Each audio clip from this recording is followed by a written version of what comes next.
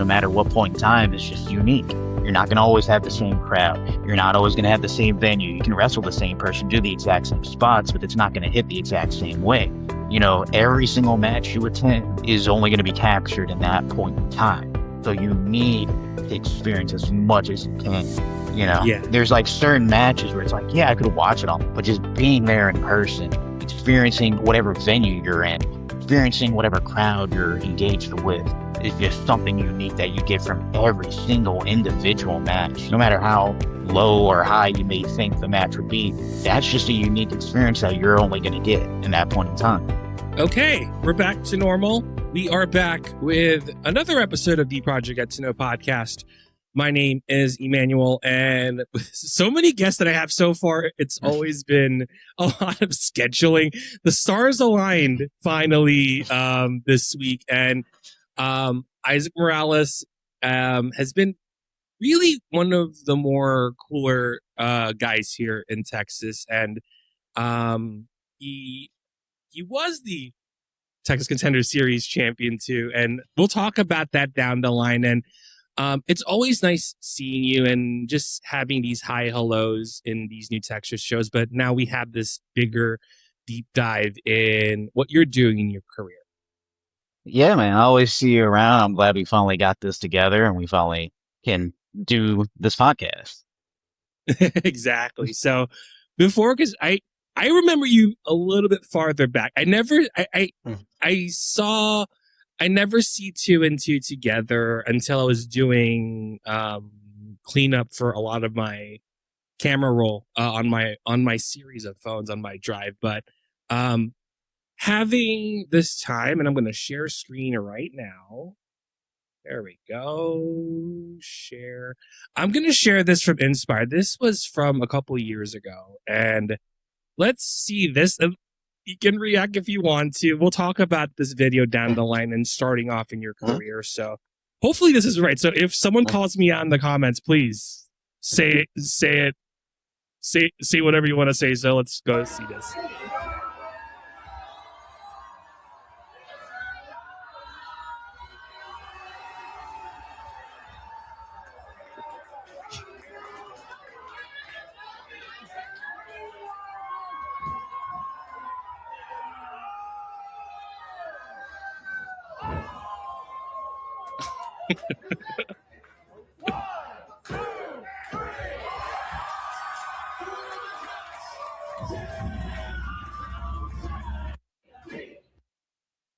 So it's not Danhausen, it's not Dustin, and it's you in the zebra stripes.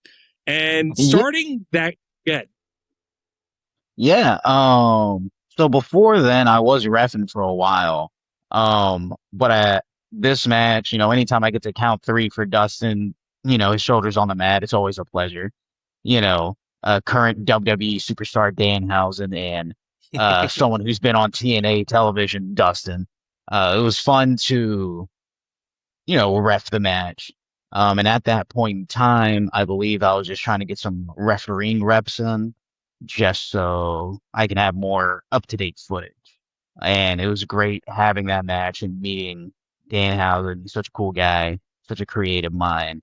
And yeah, like I said, I was reffing for a while before that because I started at Reality Wrestling.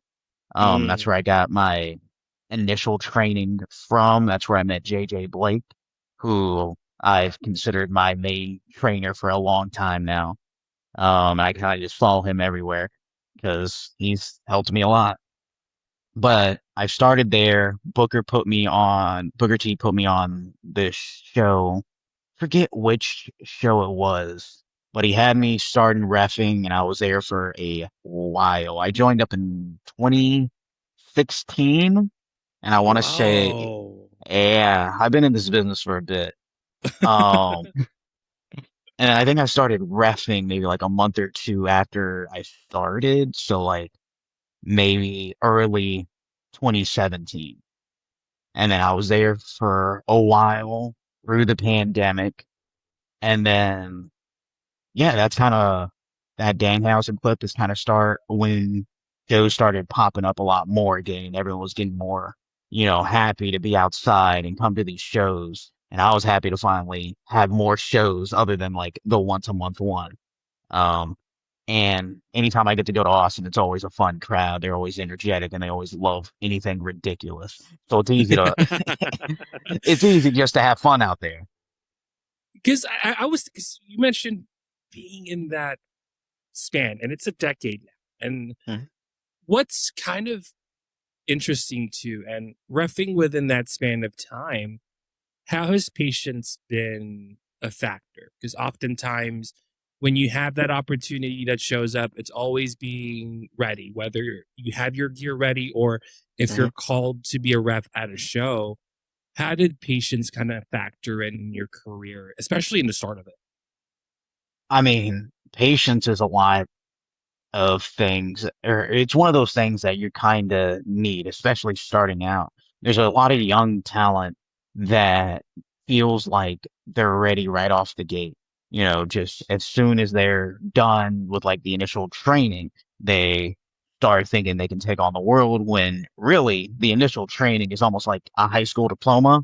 And Right. working around the circuits and going around is like, hey, now you're working in college, you know? Um, and having that patience really does help me a lot in just being able to keep myself grounded and just be like, hey, my time will come when it's ready. And time did come whenever it's time for it. And even then, refing has always been the best seat in the house. I always tell Hmm. people, like, if you're not going to do anything on the show, you might as well pick something where you can watch the show and have fun with it. Right. Better than just being like, security guard in a black t-shirt in the back, just, posted up. You Like can be being in an the middle of the ring. enforcer.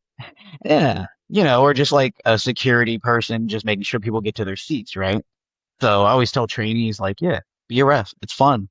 Best seat in the house, and you get to learn a lot more. And I think that's what's been helping me, like, throughout my transition into wrestling, was that I had that refereeing experience. I got to watch some great talent wrestle and call their matches and work within the ring, and I saw how they navigated and moved and how they reacted.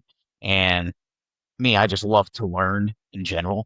So just being in that hot seat for so long really just helped build up information that once it was ready and it was time for that transition, I was like, all right, I got all these ideas. I got all these things I want to do. I got all these things I need to prove.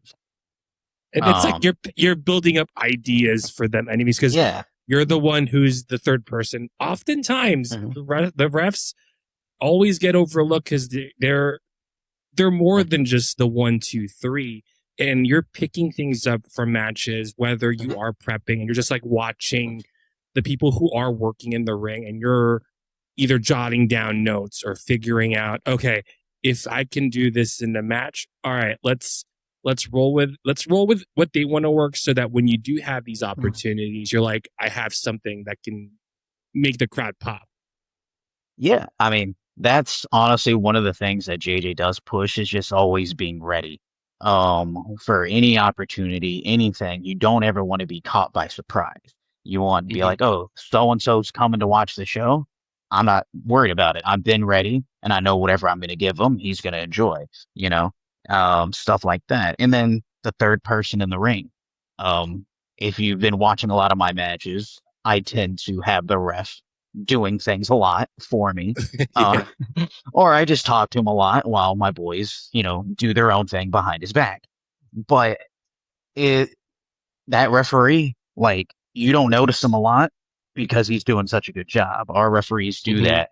And that's what I try to push to the referees. A good referee is one that can go unnoticed even while being kind of like at the center of attention for a little bit, you know? And it's a hard thing to pick up because sometimes you'll have referees who don't do enough, and then you'll have some that do too much. There's a nice little middle ground to get to. Yeah. Um, but I definitely always have an appreciation for any referee because I've been in that role and I know what it takes and I know how much they can help the match, if used properly. To transition to that to actually doing more in ring work, and you don't have to like give specific. I mean, if you'd like to, the specifics Mhm. of your debut being as a worker, to have that mounds of experience and getting ready to go to that debut. Like, what were some of those like? what was going through your mind on your debut after roughing for such a long time to finally be in any form of the card?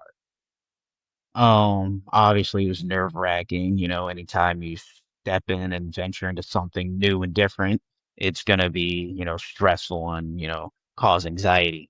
But I think the real feelings that I had going into it was because I was reffing for so long and I saw a bunch of my peers who started training alongside me, already having titles, already being out there working matches or Yeah. working on big cards. It wasn't so much of me being worried about the transition. It was me just being like, I need to catch up. Hmm. I am behind all these people who started when I started, and I need to push even harder to catch up to them, if not surpass them. And that's been my mentality for that initial phase was I need to catch up to make sure that, I don't get left behind in any of the conversations. These are the groups I came out with. I'm gonna, I at least meet them there or surpass them.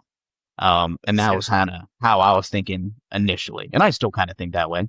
You know, I don't think you can be a wrestler and not want to be the very best in any Yeah. capacity because otherwise you're just doing yourself a disservice. And persistence has been kind of Mhm. a thing too with the grind itself. And going through that and getting through that debut and persistence has been, and I asked this with the patience question, but with persistence, how did that factor to now being in the ring and that isn't the zebra stripes? How did persistence kind of became a thing for you? That's the thing. The grind is a big part, right? Everyone talks about the grind when it comes to wrestling, and frankly, when I did debut at the end of the year. We're all on a big new Texas group chat. They'll kind of like do the rankings. How many matches did you work? Who worked the most matches those years? And typically, I'm always at the top of that list. Um, I don't know if it's because Keeper likes me a lot, or if because I've been working hard, or I just put myself or find myself in these positions. But I mean, even starting out, I talked to Brian Keith, and like at Vegas, whenever we all went up there during Mania weekend, Hmm. and that was one of the things he kind of gives out to new people is just, hey, you just gotta keep wrestling, you gotta be persistent, you gotta keep working, get in front of crowds, do as much as you can, um, and just stay on that grind because the more people see you, the more fans you're going to get. And if your face isn't plastered on posters or flyers, or if you're not, having a consistent like lineup of match graphics on your social media, people are going to forget about you, out of Yeah. sight, out of mind. So you always got to keep grinding. You always got to push stuff out there, and you always got to find opportunities if they're not coming to you. Has there moments where you're like, you have, well, I'll try not to sugarcoat it, but out of that persistence, sometimes a lot of worry, a lot of anxiety can go through, and it's much like your debut to have like these moments of like, I'm not sure if I can keep going, if I can keep up. What were some of those? What were some of those things that you're like, I can still do this, but the grind is still there? I mean, I've always been the kind of guy to just be determined and stick to a routine and like keep, grinding. I mean, when I play games, that's typically what takes me a while is I'm just like grinding through whatever I need to. It's like, I don't need Right. to be max level, but I'd like to be. And I think that mentality of just, being able to just push and push and push has definitely helped me a lot here. And especially for those early days, just working and pushing and grinding and like the anxiousness of it really only comes when it is just a high profile match or there's a match that's coming up that I really want to make important or there's a Hmm. match that I really care about and feel inspired to work with. Um, Not because like I don't think I'm gonna mess up or anything like that, but because I just want it to be perfect. You know, Yeah. a lot of wrestlers are, but and I'm one of them that love to just have everything be completely perfect. We're all Hmm. perfectionists. Um, and even when I look back at my matches, anyone that says, "Oh, that was great," whatever, and I'm still looking through, and I'm like. That could have been cleaned up, that could have been touched up, this, and that. Um, and normally the anxiousness just kind of leads up to the curtain, and then once I'm out of the curtain, everything goes away. It's time. It's game time. I'm in the zone. Yeah, because I was thinking about that, and like Hmm. I knew, and especially for me as doing these conversations, I want to make sure that everything is like bright and perfect. And oftentimes having those like tiny little nuances, especially if you watch tape and you're like, you know what, I could have done that better. Did that ever capitalize and follow up in your other match? Because you kind of saw this one little tiny spot that should have been done to, okay, I won't do this again when I hit the curtain for the next match. That's the thing. A lot of people, a lot of new people, they don't learn from their mistakes. So I Right. try to, learn. Even if they are small, minute details, there's always something to improve. And when I look through it, I'm saying, oh, yeah, that could have been tweaked, that could have been better. And yeah, I will incorporate it in the next time if I do plan to go for it again, or maybe I'll approach it a different way. Or maybe I'll say, yeah, that worked, but it'll work even more if this were to happen. Or Ah, maybe okay, okay. yeah. Or maybe even then I'll be like, okay, that works for this person, in that type of match. However, this type of match, I need to tweak it because it's not the same person. The style is different. The story is different. The way we're getting into it would be different. Um, so I love being creative in those aspects as well. It helps keeps me be creative and, have that little outlet to just be like, all right, let's twist things up. Let's see if we can get weird with whatever we're used to doing, because something new is always going to be something good, I feel. Yeah, because having Kiefer, having JJ, and Sean is in the mix too Mm-hmm. with New Texas, and to have those guys get information to get information from them, and New Texas has been kind of like taking off too. To be part of that, at least in the bigger picture of what Texas is doing on the indie scene, how does that like having those mentors? Because yeah, oftentimes a lot of our knowledge, whether in life in general or in the wrestling business, there is always something to pick someone's brain from. How have those three been kind of instrumental in your success in your career? Like I said, JJ has always been a big part of it. He's been there when I started training. He was the one who initially signed me up at Row. He gave me his big speech Mm. where if you sign up for Houston Pro Academy, you're going to get the exact same speech. It may be a little toned down because, he calmed down since then, but just a little bit. Not But surprised. yeah. Um, but it's still the same speech, and I love him for it, and he's been great on that.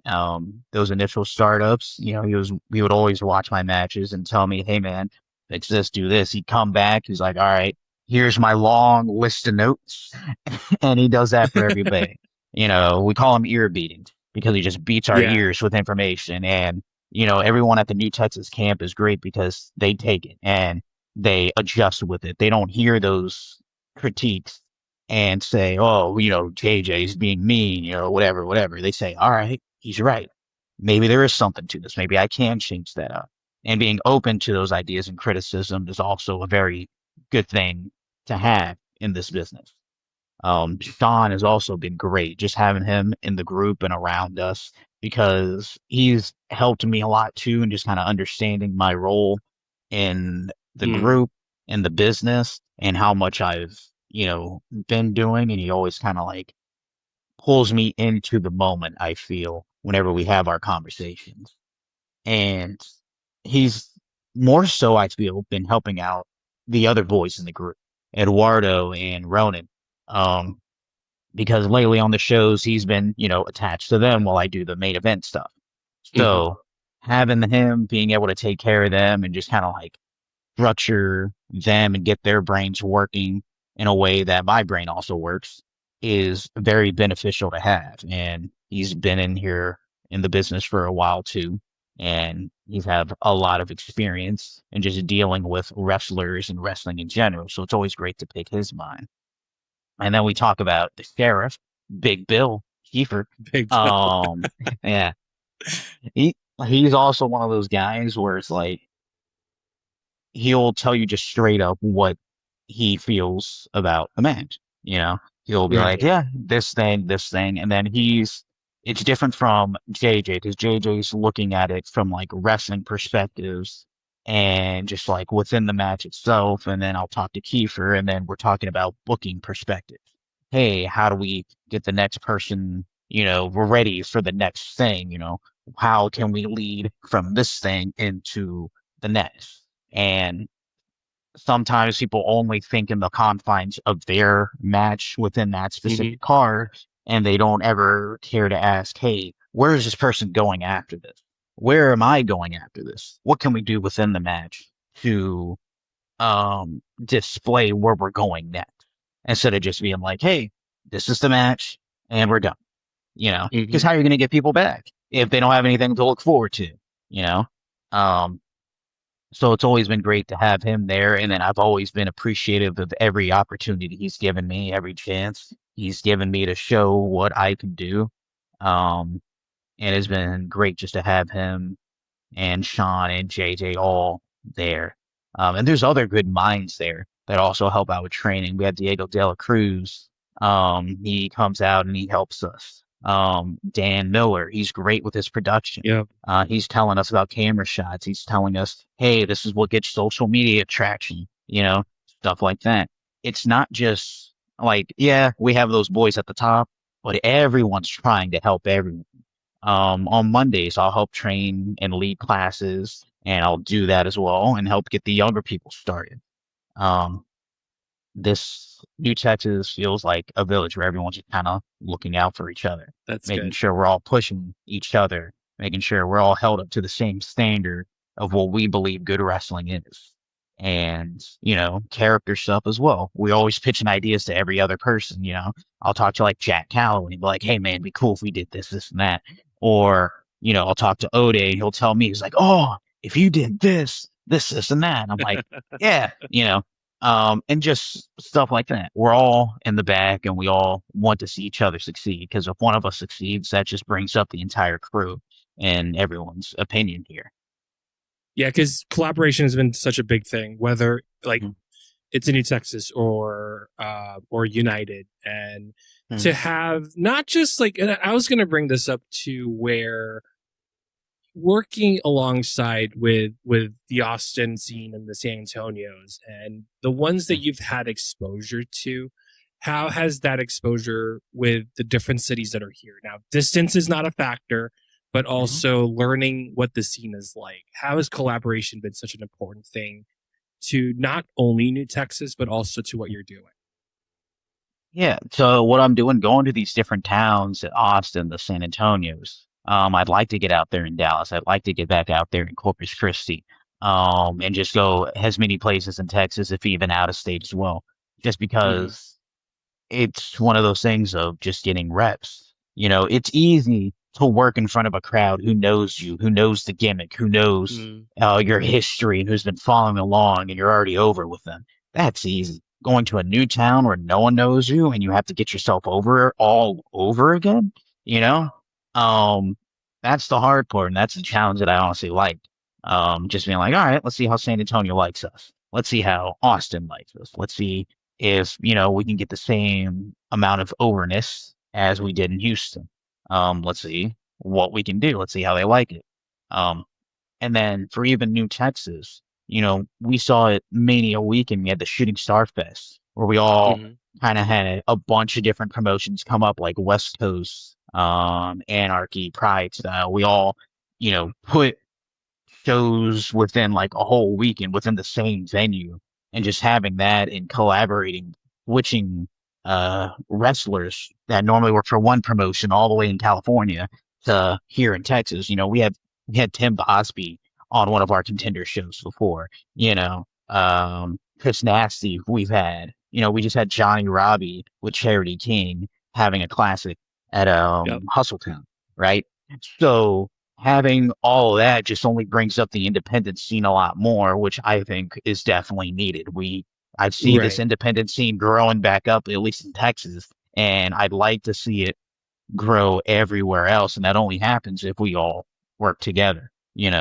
Like I said, within New Texas itself, We have our own like little ecosystem where we're our village that helps each other out. If only we could branch out and keep those things all across the country, we can all bring each other up. We can all have like our own little, states just for us. And, independent wrestling is definitely alive and thriving. I saw that at Mania weekend.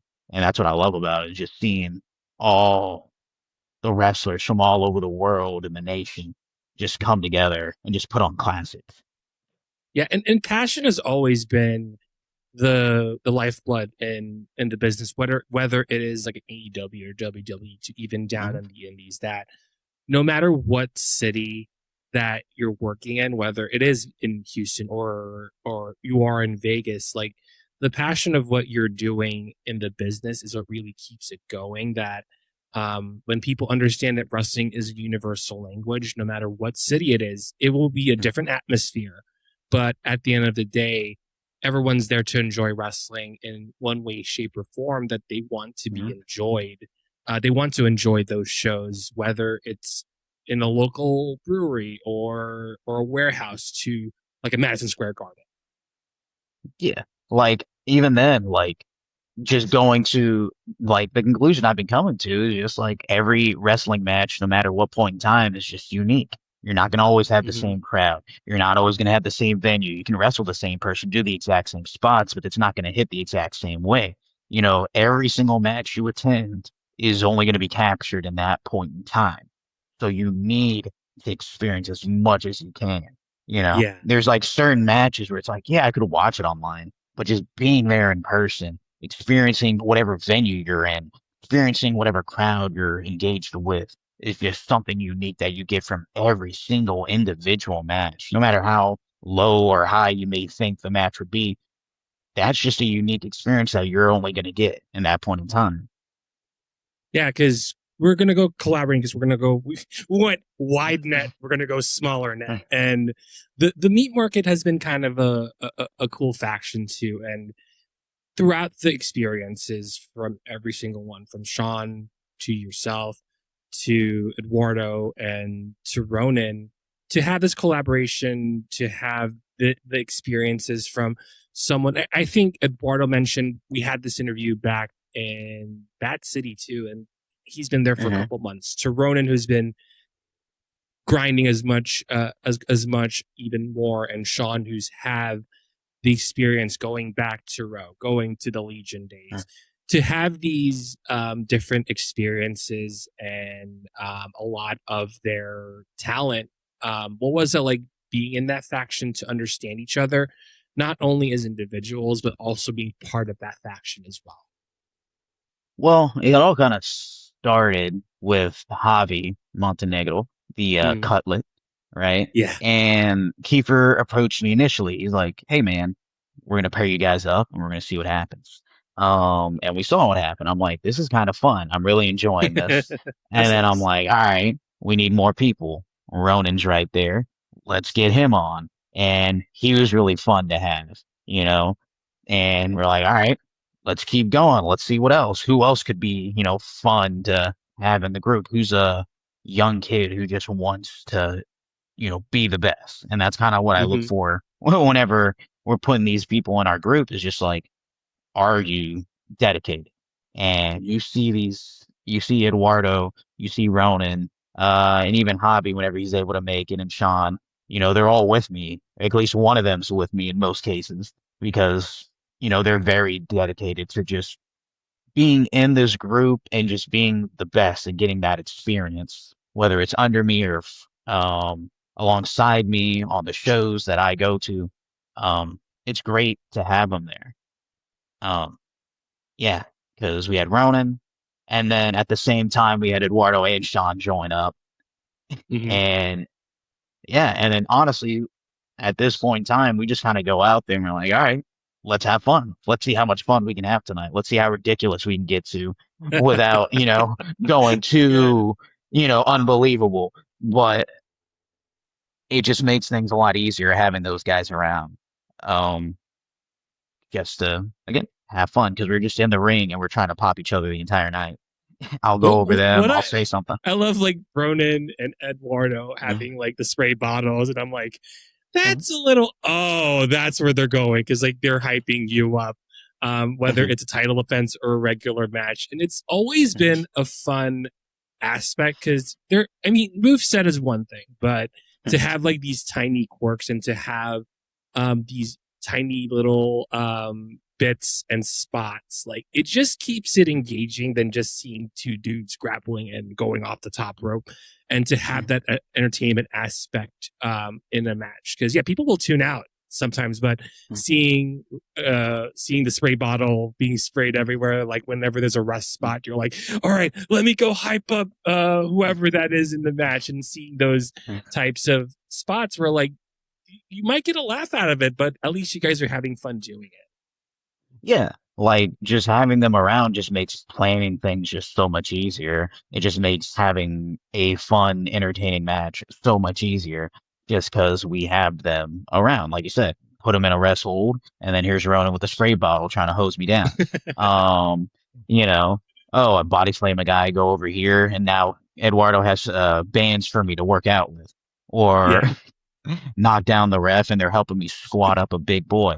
You know, it's it's always a pleasure just having them around, and they know when their spots is too. I don't really have to tell them much during a match, being like, hey, they just know where to be and when to be there.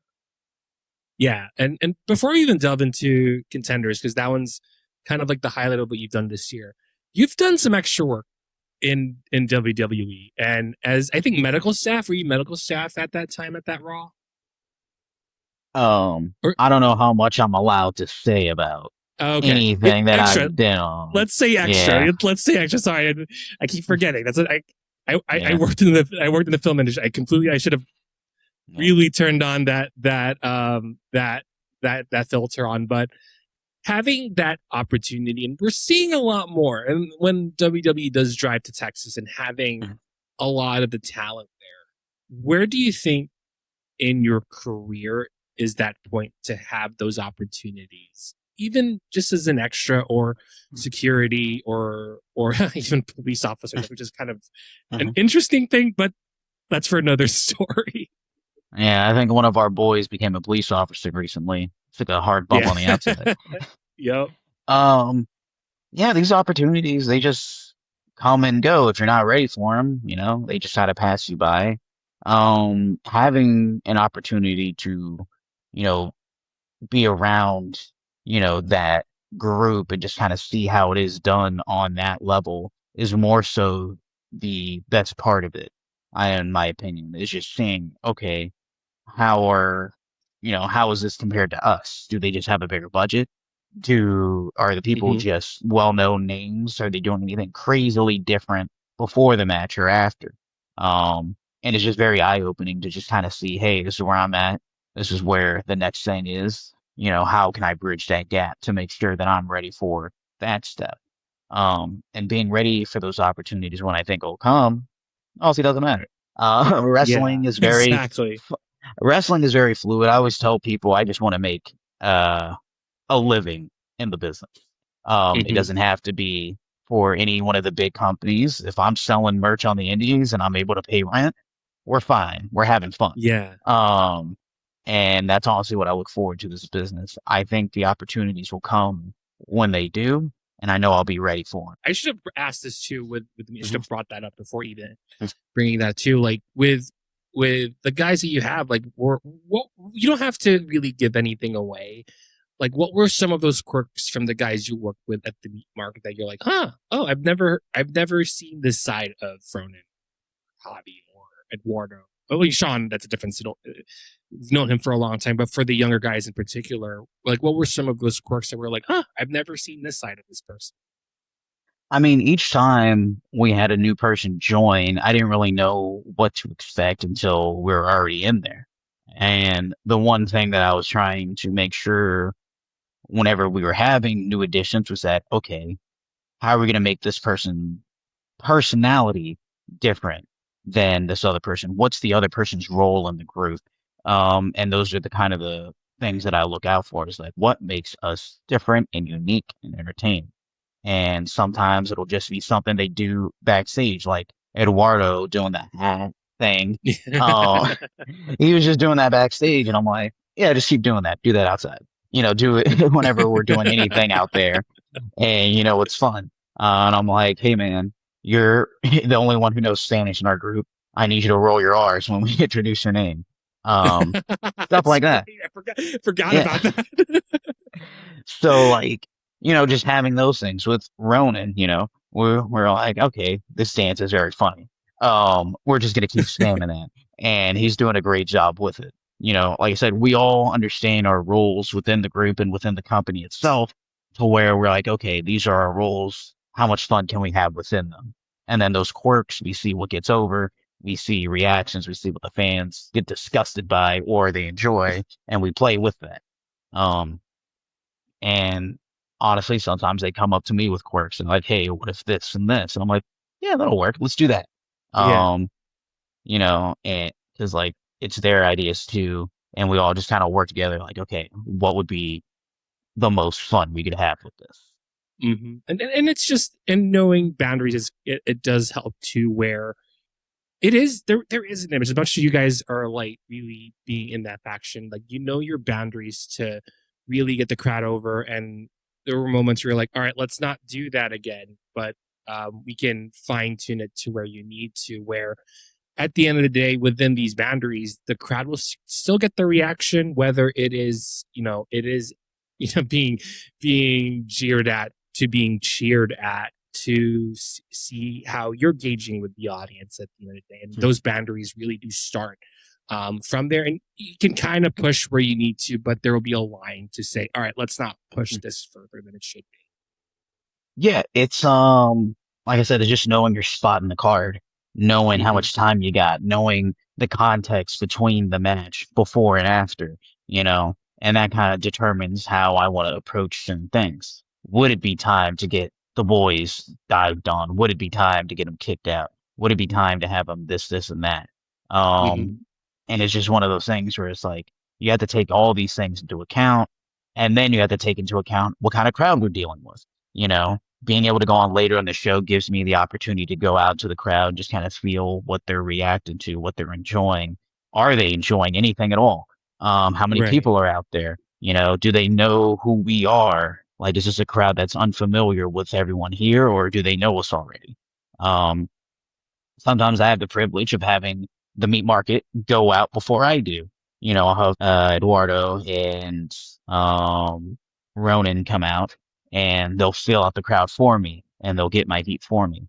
I'm like, okay, cool. They're getting booed already. When I go out there, it's gonna be easy.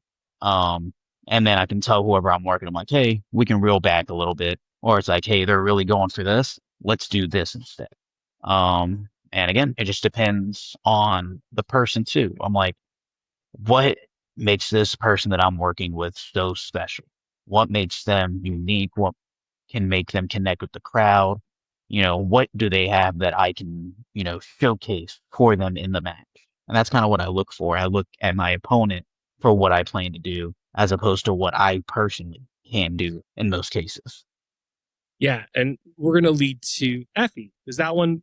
I'm glad kind of foreshadowed what's gonna happen next. But Effie has been such a fixture, and playing with what he does with the crowd. And what's nice about that match in particular is the beginning spots too, and talking about gauging in the crowd. And I ran photos that day. I'm trying not to break whenever I do photos, but sometimes I do.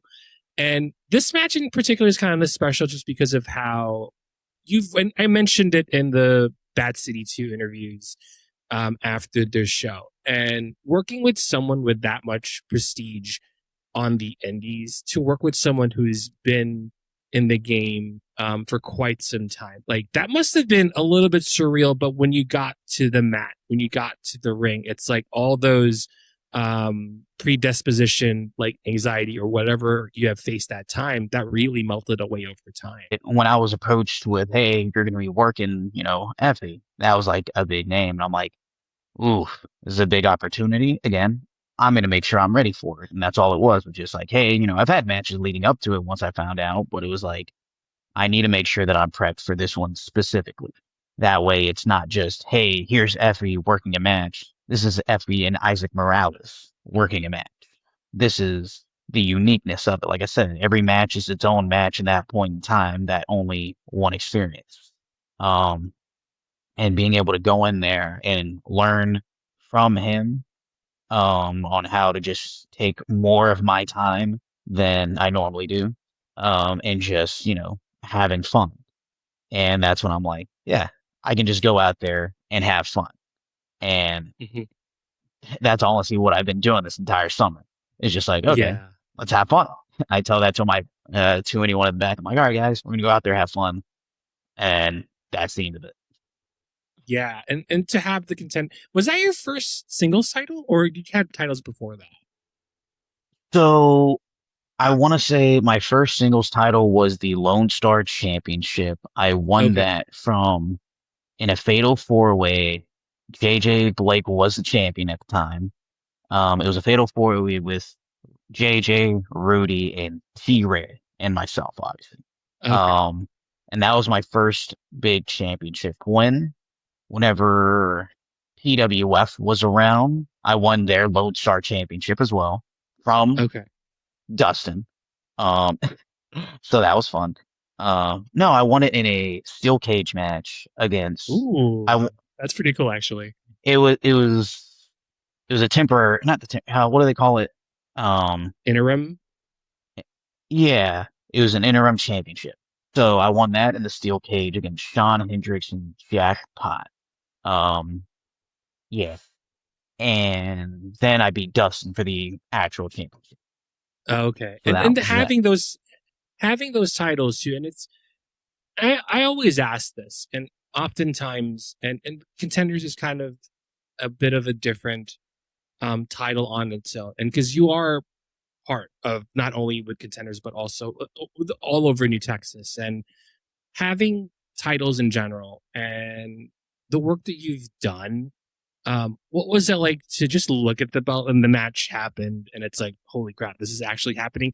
Did that feeling go away whenever someone says I need to really know that your hard work is paying off over time with those titles over the course of your career? Um, Winning titles have always been bittersweet because it's like, yes, Okay. I'm getting recognized, but I won the title. Now it's time to defend it. Now it's time to elevate it. Now it's time to do something with it. Okay, some people just won the title. They're like, yeah, I'm champion now, whatever, and then they like just have their run. Um, you always need to think about, hey, I have this belt for a reason. This represents the brand. What Hmm.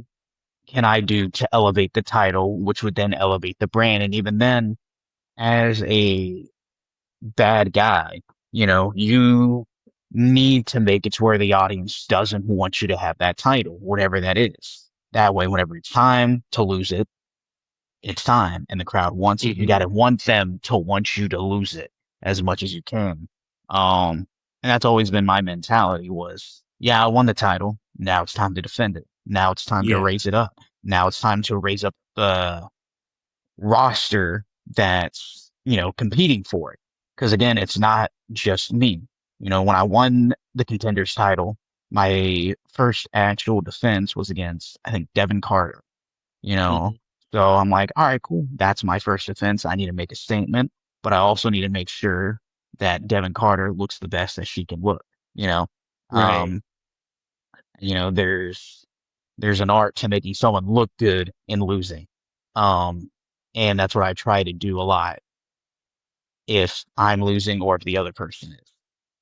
Um, Having that title is just a responsibility more than anything, but it's one Right. I'm happy to carry. It's a challenge I'm happy to face. What has been in the contender series, because you had this recently, what would be that title offense that you are really proud of, not only from how you're working but the person that you're facing with? I really like my steel cage match with Lethal. Um, it got bloody in there, Dude, so there's so much photos from that. I'm like, it's is that pretty even cool. possible? Exactly. Yeah. So just having that. was a cool way to just kind of be like, all right, this is the championship run. We're going. And it also made Lethal look like $1 million. Yeah. Just having his eye busted open and just like just going crazy. Um, and honestly, every one of these matches that I've had with this championship during the summer has meant a lot to me. From Devin Carter being the first one to the steel cage with Lethal to Luigi Primo in Austin. Uh, That's all of a right. sudden, yeah, I was like, okay, cool. I'll fight the Pizza Man for this belt. That was really cool. Dude, even though it wasn't for the championship, having Brick Savage, having that match, defending against Houston Hendricks, Ollie Summers, Rudy Garza, all three of those matches helped me, sweat, and be Yeah. like, all right, cool. Let's just make sure I can still like move my feet that hard. Um, to this last one with Dustin, to really send the run home and just end it, put the stamp Hmm. on it. Every one of these matches have meant a lot to me, and I think er, every time I'm approached with them, I always try to do my best with them. And again, Hmm. highlight whoever I'm in there against, because not about me by the end of the day. It's about what I can do for this Right. roster. What's nice too, especially with the people, and especially from what I'm seeing with the title defenses that you have, you sense that it's a dance, and having this dance means that both partners are going to be in lockstep. And finding a lot of these matches, you find that other person that you're working with's strengths and weaknesses would be a bit blunt, but like Mhm. the improvements of how they can do things, and you see the balance and the harmony in the match to really bring both together, whether you are going to win the championship or you're changing hands with someone else. You see the equality on how both of these guys are doing, and having yourself included during those defenses too. Yeah, like I said, I try to look for. Honestly, I kind of look at like, hey, if I was gonna cheer for this person, why would I cheer for? What would make me cheer for this person? And I try to structure it accordingly. I'm like, what do I really like about it? And I can find something about everyone that I've been working with. Right. To just be like, yeah, this is what I really like about their character. This is what I really like about their moveset. This is what I really like about what they can do. So let's put that on display. Let's make them look good. And they ain't gonna win, but I'll make them look good on the way out. You know, people are gonna see them and hopefully just see that they are elevated to at least my level, if not above. Yeah, and I'm learning this as I'm starting to like really watch the indies more, and this may be a blanket statement. So again, if you're in the comments, say I'm wrong, but every match that someone watches, there's always going to be moments in anything, and for you to either capture the moment or even viewing as a fan with those moments, what would be that time for you to like remember and think like, oh, okay, this like something clicked in you that, oh, this is wrestling. Oh, it's a lot of times, It one would be that Brick Savage match, Hmm. and it happens like 2 minutes into the match or something, where like I get Brick on my shoulders and I'm picking them up and I'm, Yep. struggling and I'm hearing the crowd come up with me because they are like, oh shit, he's getting them up. And like I hear the crowd go, ooh, and then whenever I Yep. drop, bang, the crowd's like, oh, and then Brick gives me a big forearm, bang, Yeah. and I just lay there. I take it and I lay there, and Brick is just standing there, and the crowd just starts chanting, "Holy shit!" Yeah. That's right. And that's just like less than 5 minutes into the match, and I'm just chilling, and I'm just laying there, and I'm like, "Oh, this is gonna be a fun night. I don't have to do anything. Like, this is gonna be so easy. Anytime I'm able to hook a crowd, like right off the bat, even working Dream Team at Anime Matsuri, um, like before the bell rang, people were chanting "Beat their meats." I had kids in Yeah. the audience saying beat their meat. I'm like, who's teaching you this? But, but like from then, I'm just like, all right, this match is easy. We're about to like kill it. Let's see what happens. Let's ring this bell already. It's one of those things where it's like just understanding when you've got this crowd hooked and when you can start just kind of acting in those moments. Sometimes you hit a big thing, you hear a reaction, and you just stay there because you want the reaction to linger. You want them, Hmm. to react. And that's all it is. Some people, they like to hit move, move, move, but they don't give any time for a fan to register said move. Um, Either before or after, because a lot of these moves are very like out of nowhere these days. They're very complex and weird to get into from what I've seen. And they're cool and all, but like to a normal fan, they're not going to recognize it right away. Hmm. So you need to give them that moment to recognize it. And I love working within moments because that's honestly what wrestling is. No one really remembers a move. They remember moments with that move, you know? Yeah. And throughout that time, and I can see how, especially and down the line, hopefully, like there's going to be more moments like that, and to experience those moments at the end of the day, and it is the crowd, and to feel like the either whether it's heat or it's cheers down the line, like you did their part if the crowd reacts in a certain way because you want them to get through those spots, or you carrying brick. Because I saw that clip and it's like I believed, and it's like holy crap, it's someone who's way bigger than you, and it's like it's seeing those larger than life moments that really set yourself to be excited because a lot of the crowd is looking at you and you're like, oh, okay, I'll see where this is heading because the eyes are locked on to you throughout that duration on a match. Yeah. I definitely enjoy a feeling of, hey, I don't like, or like whenever the fans see a graphic or a flyer of me versus whoever, I want them to kind of be like, I don't know what I'm going to get from this. I don't know what I'm going to Mm-hmm. get from an Isaac versus Effy, from an Isaac versus Brick, um, and stuff like that. So having that just kind of like also makes things a little bit easier because no one knows what to expect, so everything's a Right. surprise. You know, they can kind of expect, or you can kind of expect how a Dustin versus myself is going to go just a little bit, but something just so carny, I guess, um, is a lot more fun to play with as well. Throughout your career, Tim, we're going to be close to wrapping up, and um, to hang out with yourself as an adolescent, and even if it's just for a day, and with the decade long career, which is that one was very surprising. I should have looked at my notes a bit further, but that's for another time. To have that adolescent you hang out for you with you for a day, what would be that younger version of you feel like seeing the work that you're doing and the career that you're having in the wrestling business?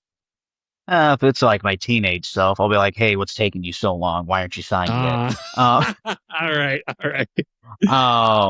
but like just kind of knowing the journey that I took is pretty fulfilling in itself. I can't say that I'm very disappointed in anything that's happened so far. Maybe I could have Oh, started that's wrestling good. sooner. Maybe I could have started Optimist. wrestling Be an sooner. optimist. But like, if I did that, then who knows what would have happened up until now, Maybe I would have not been ready at that time, so I gotta take what I have and appreciate what I've been given. And hopefully my adolescent self is happy with what he's got. Yeah, and to switch the roles, what would you give him as advice? Keep working hard, work on that body, Mhm. watch wrestling, Yeah, and and you good. oh no, just take your moments and enjoy the ride. Yeah, and like I should have brought this up too. Like, is it Muscle Mania or Meat Mania? Because I'm confusing the two with that. It's muscle mania. Muscle Mania, okay. Because going to that it's a second season, which I'm very surprised. Can't believe it's a series, but having that progress that you've had and you weren't embarrassed to show it and seeing those progress over those past couple of years and knowing that progress has always been a thing and throughout this whole conversation, it has been progress, but having the physical progress of learning your body, like, and sharing it to social media, what was that like to really catalog those times within Muscle Mania over those years? I mean, it helped build up confidence, that's for sure. Um, because it was just, it's also a thing that kind of kept me accountable. Because when I first started it, it was like I got to take a picture every day. Every day I got to get to the gym, I got to work out and take a post gym selfie and see how that looks, and just kind of work and see if there's any difference by the end of it. And then I slowed down. I made it just weekly because I'm like, I don't feel like going every day again. Um, You're like, I give it's up. it's it's implied though. Um, but yeah, having that, because like that's a part of wrestling. A lot of it is just the bodybuilding aspect. You know, Right. how is anyone going to take you seriously when you come out of the curtain if you're not taking your body seriously? You don't have a certain type Mm-hmm. of look that can get it across that, hey, this guy can win matches. You know, it kind of makes the fans have to suspend their disbelief a little bit more. Mm-hmm. And that just makes things harder for yourself as a wrestler. The more people can believe you as an athlete, the easier wrestling is. The easier it is to be like put someone down and then have people believe it. Um, Right. so that's always been something that's been in my head, and the progress thing of it is that's always been a mentality in myself as well. I need to be better than I was yesterday. If I look a week, if I look back a week, am I improving? Am I lifting heavier? Did I do something that improves me mentally, physically, spiritually, anything at all? There's always something to chase. And I'm always trying to chase the next step. There's not a big overarching goal. It's, hey, what's Mm-hmm. next? Because I need to look at what's in front of me before I can look at farther down the line. And it's still 1%. It's not necessarily like you'll get 5% in about a day, but having that 1% is always going to be important, because even if it's that 1%, it's better than having a zero. Exactly. Yeah. So it's fun, man. It's always a pleasure, Isaac. And I Mhm. know that we have like smaller conversations, and to know like a lot of the stuff that you're doing, a lot of people do take notice, whether it is in the shows or on social media. Like, you've been all over the place. You've been killing it all over the place, Right. here in Texas. So I do hope to see you on a new Texas show down the line. I think there's going to be one upcoming, but it's always Yeah, a pleasure Texas to have a Indie conversation with Showcase. you. Yep, Yeah, exactly. man. Yeah. All right. Check out Texas Indie Showcase. Check out Texas Contender Series. New Texas Pro. We run the first and third Thursday of every month now for Texas Contender Series. The last Friday of every month is a New Texas show. And I believe that's this month is the Texas Indie Showcase, I believe. Yeah. Um, Awesome. So it'll yeah, be up Monday. So I think it's in the time frame. yeah, All right. Cool. We will end our episode. Hopefully there's no tech issues, because it's been a hurdle, but that's for another story. We'll save that for another time. But for those who are watching or listening here on any streaming platform, we will be back with our regularly scheduled programming, and we will be on to the next one, and we'll end it right now.